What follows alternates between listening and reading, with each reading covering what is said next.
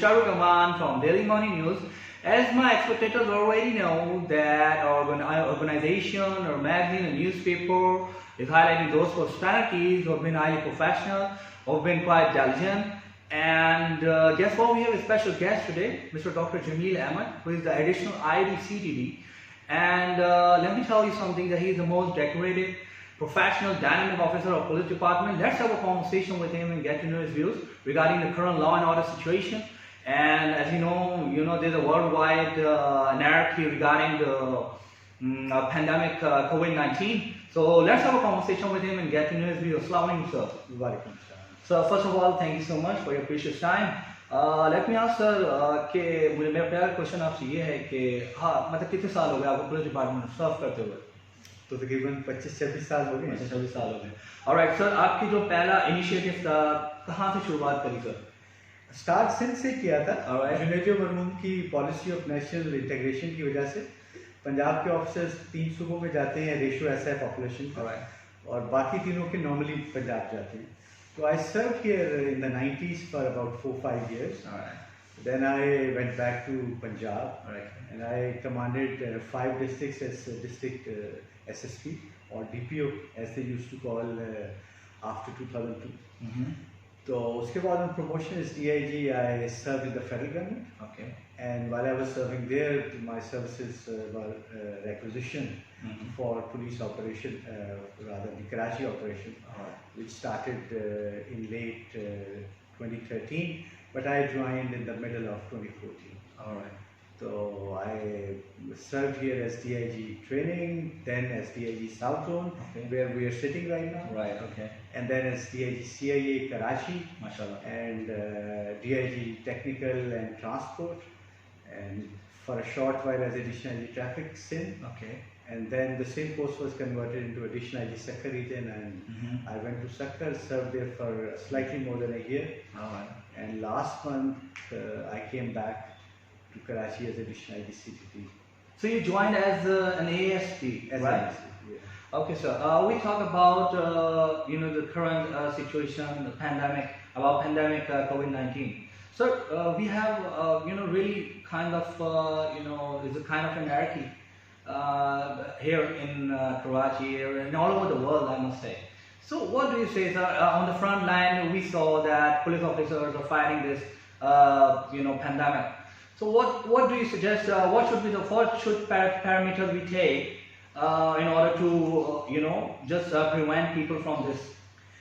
Well, since I happen to have a medical background, being a graduate of King Edward Medical University Lahore, that's very nice. I know what a virus is, I know what an epidemic is, what a pandemic is, and how the virus replicates, and how it attacks our body cells, and how it wrecks our whole system if our immune system is not strong enough. Oh yeah, sure. So corona is basically an RNA virus, or it needs a host to replicate itself. If it doesn't get entry into a human cell, in case of corona are your epithelial cells of your lungs, it cannot replicate and it cannot harm you. So we have to stop it from getting there. That is where it really causes a havoc and causes deaths of so many people. So basically you have to prevent it. And they always say prevention is better than cure. Basically you don't have to let it get into your ENT system, because it enters through mouth and nose generally, can even enter through your eyes. So if you want to fight it, you have to be as particular as possible about the preventive measures which are known to the whole world. Like washing your hands frequently as practically possible, use of sanitizer. But I think washing your hands with soap is much more reliable, much more effective, because you do not know the quality of the sanitizer. You may not be sure of that. And use of mask whenever you go out of your office, of your home. You must put on as good a mask as you can get hold of from the market. And then, I mean, if somebody is sick, is coughing, is sneezing, has running nose kind of thing, he should stay home. as much as possible confined in a separate room. Okay. So it's real. Right. There are many conspiracy theories about it. I mean, the world is full of so many conspiracy theories about its origin, about its existence, about its mode of transmission, So etc. But I don't go into that. I believe, being a doctor, it's real. It's invisible, it is mysterious, and it's a very, very lethal global terrorist. It could be devastating. It can devastate any country, any nation, any economy, any health system. And it has proven its lethality and its strength. Obviously, you're right. Fortunately, good. And sir, I wanted to know that, if you talk about, the coordination between the public and police, what do you suggest, sir? How we can promote the coordination? Because during this period, we are seeing there are a lot of calls. There are some people quarreling with police officers. There are some kind of religious issues are coming up throughout the way. So, what do you suggest, sir? How we can cope up? How we can manage that? The nation has to show a disciplined response. Obviously. First of all, they should shun all the conspiracy theories, and they have to accept and believe it that it's a real pandemic. Yeah. It's a real, not only a national threat, it's a global threat to the public health system. Yeah. And I think more than 200,000 people have been killed so far, and in USA alone, about 68,000 people have been killed so far. And almost the whole of the world is afflicted with it. So the educated societies are responding more appropriately. In the third world, the response is mixed. All right. In Pakistan also, there are people who believe that it's conspiracy of anti-Pakistani forces. Oh yeah. So they are not ready to believe it, and some think that Muslims are immune to it, and some think Pakistanis are too strong to be affected by an invisible, minuscule kind of a virus. Oh yeah. Right? But that's not the case. But this philosophy, this mindset makes people break the laws of the lockdown. Like we have had many incidents in Karachi, like in Liaqabad and in Pirabad. The government has kind of banned large congregations in the mosques, and only 5 or less people are allowed to offer their prayers during Jummah, But they violated, and they scuffled with the police and altercation, and there were hundreds of people violating the government instructions and naturally spreading coronavirus possibly by being so close together. All right. So people have to stay home, people have to take all the precautions, people should avoid all those congested places where people have to go under some compulsion, like stores, markets, particular shops which are allowed to open. And luckily all the major congregational areas are closed, like universities, schools, malls, cinemas, gyms, wedding halls, etc. So that's why it has not become really a huge problem for Pakistan. But if we lower our guards now, if we stop taking due precaution now, the month of May is very, very crucial in my view, and actually in the view of all the experts. All the things you can see all the associations of doctors literally begging the Pakistani nation to take precaution. Be it Sindh, be it Punjab, be it NWKP, or be it Balochistan, the leading medical organizations have come on the major channels, they have held press conferences, and they have literally begged, they have cried with tears in their eyes. Female doctors have begged the nation, requested the nation to take maximum possible precautions. Because our health system is weak, it cannot even cater for the burden that is normally there in ordinary days. Not to speak of a pandemic which is threatening even the most advanced public health system. If my memory serves me well, French have the best medical care system. And even See what is their situation. Exactly. And I think more than 23,000 people have died there. Yeah. Look at Italy. 28,000 people have died. UK, which has a wonderful national health service. And I think 27,000 people have died there so far. And look at the American system. Americans are the most advanced in the field of health. They do the maximum research, and they have all the gadgets and all the technologies and everything. Right. But look at their condition. Oh yeah. New York has turned into a ghost town. Ghost town. So it's real. Please believe it. हम लोगों Please believe it. ये मानना चाहिए कि ये real है. Yeah. ये इंतहाई dangerous threat है. It can lead to death of anybody, or it does not discriminate between poor and rich, big and small. It doesn't care for the color of your skin, if you're white, brown or black. People are dying in all continents of the world. Especially the relatively old people are more liable to succumb to it.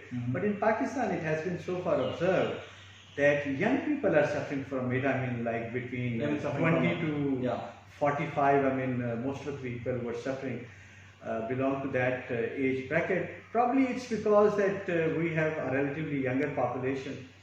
66% of Pakistani people are under 30 years of age, and 32% are between 15 to 30 years of age. So that may be the reason. One, we are faring better compared with the Western world. We have less casualties.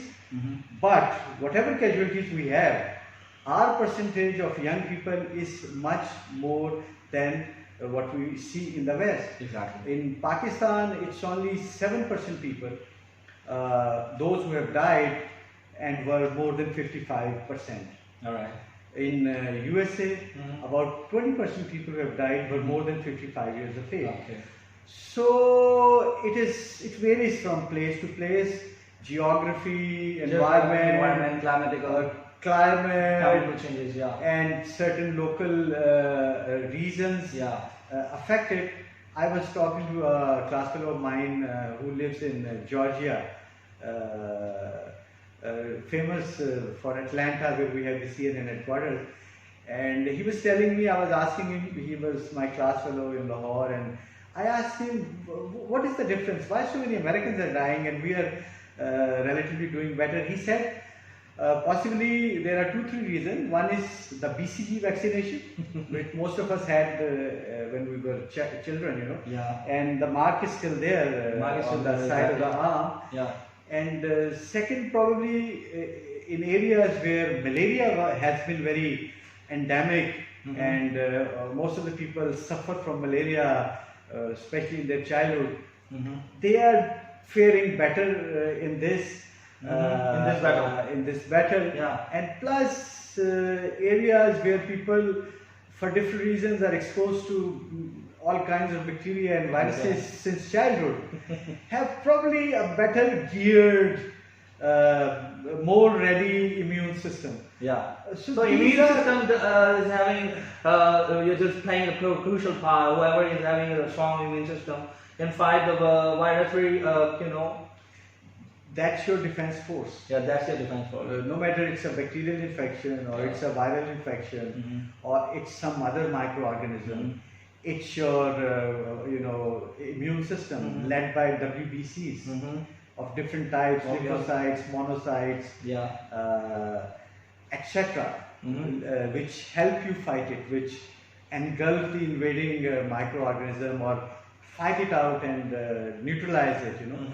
So if you have a strong immune system, if you have been having balanced diet, if you have been working out regularly, if you have a positive approach in life, and if you have more willpower, then you do better in any crisis situation. Obviously. So let's just move on. Once upon a time we were in a state of war, right? And CTD played a very, I must say, vital role in order to prevent from the threats and whatever the attacks were coming on. We have retaliated so well, and I just wanted to know more information about CTD, sir. Well, it's not just CTD Sindh. Yeah. For that matter, all CTTs of Pakistan, be it Sindh, Punjab, KP, Balochistan, they have done a wonderful job in fight against terrorism. They have led from the front. We have had so many martyrs in our fight against terrorism. Exactly. And yes, we have definitely the support of the rest of the police. Yeah. Different police organizations in different provinces and different intelligence agencies which should provide us with timely information. But the men who actually deal with them physically, who are engaged in encounters, who have to face the bullets and the wrath of the terrorists are generally the CTD officials. We have 37 martyrs in our history of CTD, which is about 20 years old, and many more have been injured, many more have come under fire and were lucky to escape unhurt. So we are technically equipped, we have the support of all the major agencies and the police forces, and we do our job in a focused manner. And while our valiant armed forces did a wonderful job in the tribal area, which was actually the epicenter of terrorism in Pakistan, and also from across the border, from Afghanistan, elements used to move into Pakistan and create havoc here in the past. But Pakistan Armed Forces during that operation, which was launched during the period of Rahim Sharif Sahab, and then continued later on also, and the police forces in general in the 4 provinces and CTDs of the 4 provinces in particular. For this long, daunting and arduous war.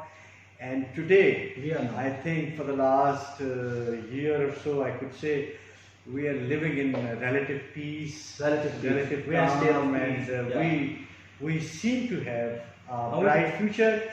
The war is not over, it's not completely finished. We still have problems, we still have information that certain groups, particularly Daesh or IS, are trying to regroup. So much depends on the fluid situation in Afghanistan. Everybody is watching how the peace deal proceeds there, what are the practical hurdles in its implementation, how power would be shared, how withdrawal of the foreign forces will take place. It's very, very, nebulous, very precarious, very fluid, very fragile. All parties have to act responsibly to ensure peace in Afghanistan. And peace in Afghanistan will automatically come in affect Pakistan so heavily. So we really wish and pray that peace deal will succeed in Afghanistan, we'll have peace in Afghanistan, and inshallah we'll have peace in Pakistan. Our current Prime Minister is really focused on this particular matter. And let's just move on, sir. We talk about the protocols. What kind of protocols shall we expect for the people who are affected in this war, especially the officers from the CTD department? They've embraced martyrdoms, and even though their families are still affected. So what do you think, sir? What parameters or what advantage we should give to them? Well, first of all, it's our job. We should not be looking for advantages, looking for extra incentives. It's our duty. We are putting on uniform. It's our job to protect the people of this country, and we have to take them on, and we have to neutralize them. We have to get hold of them. But since it's a very dangerous job, no matter the world over, and the risk of life is manifold, and so many people have been martyred of the police forces, armed forces, CTD. So we need to recognize their services, their gallantry, and we have to confer suitable awards on them. And already there are monetary benefits, like now in Sindh, they give 10 million rupees. But I think maybe we can add a house for the family, obviously, or an apartment depending on the city they belong to, and support higher education for their children, because basic education is already taken care of. But I mean, I will not really go much into that. It's our job and we have to do it, no matter the incentives are sufficient or not. All right, that's very good. Well, there was Mr. Dr. Jamil Ahmed, the additional IB CTD, and I'm your host, Shahrukh Awan, taking sign off for today. Have a good day. Allah Hafiz.